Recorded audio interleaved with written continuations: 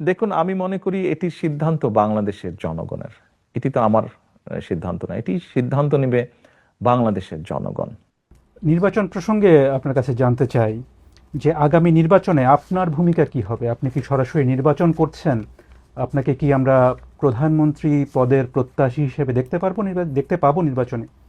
আমার মনে হয় আপনি প্রথম দিকে বোধহয় একটা প্রশ্ন করেছেন, আমি ওখানে বলেছিলাম যে স্বাভাবিক আমি একজন রাজনৈতিক দলের সদস্য, একজন রাজনৈতিক কর্মী। আমি নির্বাচনের সাথে তো রাজনৈতিক দল এবং রাজনৈতিক কর্মীর ওতপ্রোত সম্পর্ক। কাজেই নির্বাচন যেখানে একটি মানে জনগণের সম্পৃক্ত এরকম একটি নির্বাচন হবে, সেখানে তো অবশ্যই আমি নিজেকে দূরে থাকতে পারবো না, আমাকে আসতেই হবে।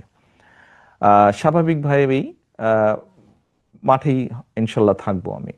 আপনি আপনার প্রশ্নের পরের যে অংশটি ছিল, আহ, দেখুন, আমি মনে করি এটির সিদ্ধান্ত বাংলাদেশের জনগণের।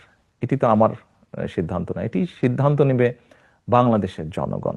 কিন্তু আপনি নির্বাচনে অংশ নেবেন কিনা সেই সিদ্ধান্ত তো আপনাকে নিতে হবে। না না, সেটি তো নিব, কেন নিব না, অবশ্যই নিব। আপনি নির্বাচনে অংশ নিচ্ছেন তাহলে? জি। ইনশাল্লাহ। অর্থাৎ আপনি বিএনপি যদি ক্ষমতায় আসে বা নির্বাচনে অংশ নেয়, সেক্ষেত্রে প্রধানমন্ত্রী পদের প্রত্যাশী হিসাবে আমরা তারেক রহমানকে দেখতে পাবো, সেটা আমরা নিশ্চিতভাবে বলতে পারি। এটির সিদ্ধান্ত তো বাংলাদেশের জনগণের।